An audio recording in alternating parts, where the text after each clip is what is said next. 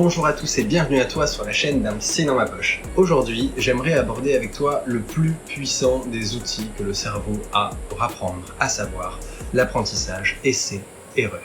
Alors, tout d'abord, pourquoi cette vidéo? Disons qu'elle répond à un problème que je retrouve de manière très récurrente dans ma pratique, à la fois chez les enfants très jeunes que chez les ados, que chez les adultes, à savoir la peur de l'échec. Cette phrase qui te dit « je n'y arriverai pas » et qui fait que tu n'oses même plus te lancer. Ça peut venir notamment après avoir subi de multiples punitions ou de multiples échecs avec le sentiment de désapprobation qui va avec, l'impression que l'échec renvoie à une valeur personnelle. Par exemple, ça peut être à force de mauvaises notes que des enfants commencent à penser « si j'ai des mauvaises notes, c'est sûrement que je suis nul ». On a déjà parlé du cercle vicieux que ce genre de pensée peut entraîner, avec notamment énormément de stress et une dégradation de l'image de soi sur le moyen et long terme. Pour revenir juste sur la question de notes, parce que c'est quelque chose que tu rencontres fréquemment en pratique dans ta vie quotidienne, la note pourrait être un bon outil d'évaluation si elle n'entraînait pas généralement les commentaires négatifs, la mauvaise image de soi, le classement entre élèves, la constitution d'une identité de bon ou mauvais élève. Et je pense que tant que la note sera vue comme une finalité, elle ne servira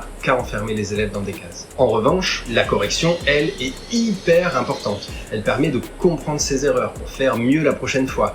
Donc c'est important que tu lises les corrections. Le problème, c'est que la mauvaise note va souvent te dégoûter d'aller voir la correction. Et je précise aussi qu'une correction du type point d'exclamation, point d'interrogation, non, ou petite vaguelette n'aide pas vraiment à comprendre l'erreur. Tu rajoutes à ça la couleur rouge pour un effet définitivement sanglant. On a dit que le pire dans tout ça, c'était finalement de ne même plus vouloir essayer. Dans l'essai-erreur, comment ça marche? Ça fait quelque chose du type j'essaye, je réussis un peu, je m'auto-corrige, je réessaye, je réussis un peu plus, je m'auto-corrige, je réessaye, je réussis un peu mieux, et ainsi de suite jusqu'à y arriver parfaitement bien. Donc tu comprends bien que si tu arrêtes d'essayer, tu restes bloqué à la première étape, voire à l'étape 0. Parlons maintenant de quelques aspects scientifiques. Je ne t'en ai pas parlé dans les vidéos précédentes, mais peut-être que tu te poses la question, pourquoi le cerveau apprend ? Pourquoi on ne naîtrait pas avec déjà l'ensemble de toutes les connaissances nécessaires sur le monde pour affronter les différents contextes, les différentes situations?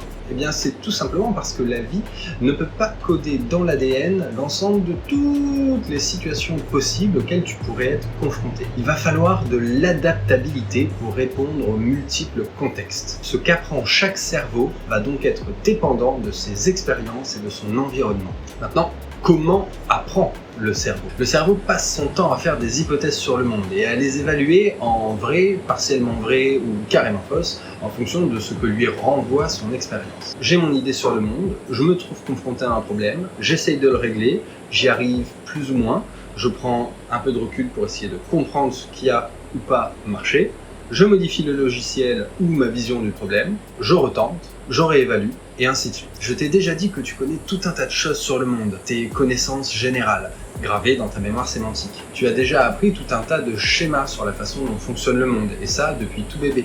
Par exemple, les objets tombent sous le poids de la gravité. Deux objets ne peuvent pas se traverser, ils vont rentrer en contact.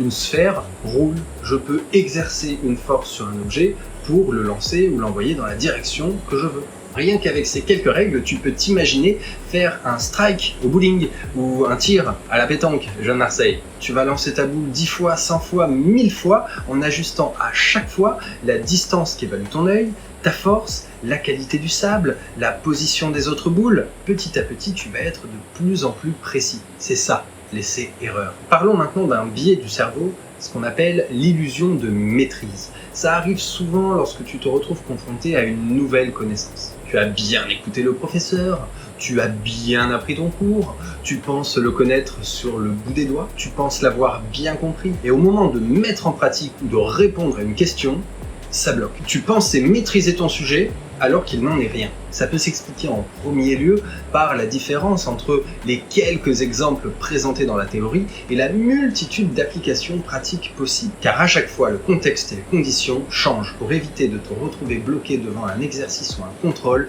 il est donc important de vérifier que tu as bien compris en t'exerçant. Donc mettre en pratique tes connaissances va te permettre de vérifier que tu sais bien ce que tu crois savoir. Ça va aussi te permettre de progresser encore plus en corrigeant les éventuelles erreurs résiduelles. Et quand même, ça rend l'apprentissage beaucoup moins monotone et beaucoup plus interactif. Donc le message, c'est que l'erreur est parfaitement normale dans le processus d'apprentissage. Ne vois pas ça comme un échec, mais plutôt comme une opportunité de te corriger pour t'améliorer. Un dernier point concerne ce qu'on appelle l'automatisation. L'idée, c'est que plus tu vas essayer et répéter de jour en jour, ou plutôt de nuit en nuit, plus les choses vont rentrer dans ta mémoire à long terme et s'automatiser. Tu n'auras plus besoin de réfléchir autant pour manipuler les informations. Elles vont s'ancrer comme des réflexes. Ça vaut pour la lecture, l'écriture, les tables de multiplication, la pratique d'un sport, d'un instrument de musique. Pour apprendre à conduire, ça marche partout. Au début, il faut réfléchir à chaque étape et peu à peu, à force d'essais, d'erreurs et de corrections, les choses s'ancrent, s'automatisent et s'utilisent de plus en plus facilement. Ce sont les fameuses bases dont je te parlais dans la vidéo sur les différents types de mémoire. Maintenant, parlons pratique. En termes d'exercice, on a déjà parlé du fait de tenter d'expliquer ton cours, de le raconter avec tes propres mots. C'est déjà te tester un peu. Je te renvoie pour ça à la vidéo sur le rappel si tu veux en savoir plus. Tu peux d'ailleurs déjà commencer par utiliser tous les outils vus dans cette vidéo. Pose-toi des questions, raconte ton cours, travaille en groupe. Ensuite, pour la plupart des cours, le truc, ça va être de faire des exercices. Il y en a souvent dans tes bouquins à côté de chaque leçon. Tu peux aussi en trouver tout un tas sur internet et même des exercices corrigés sur YouTube. Je te laisse pour ça quelques liens. En termes de façon de faire, il y en a une qui dépasse toutes les autres. C'est le jeu.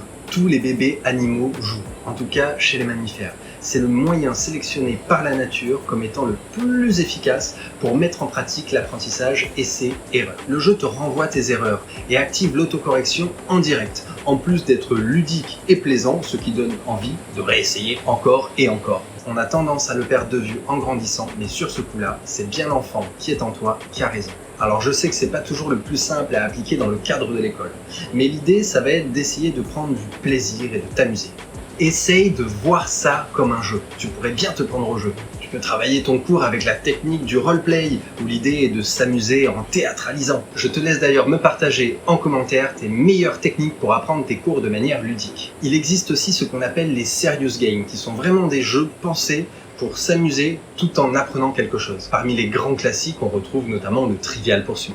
Je te laisse aussi en description un lien vers un générateur de mots croisés dans lequel tu peux mettre ce que tu as à apprendre par cœur et ensuite essayer de retrouver les mots façon mots croisés. Un dernier bon exemple, ce sont les flashcards dont on a déjà parlé dans la vidéo sur le stocker. C'est tout pour cette vidéo. Pense à t'abonner pour être mis au courant des prochaines sorties et je te laisse comme d'habitude avec quelques citations. Salut!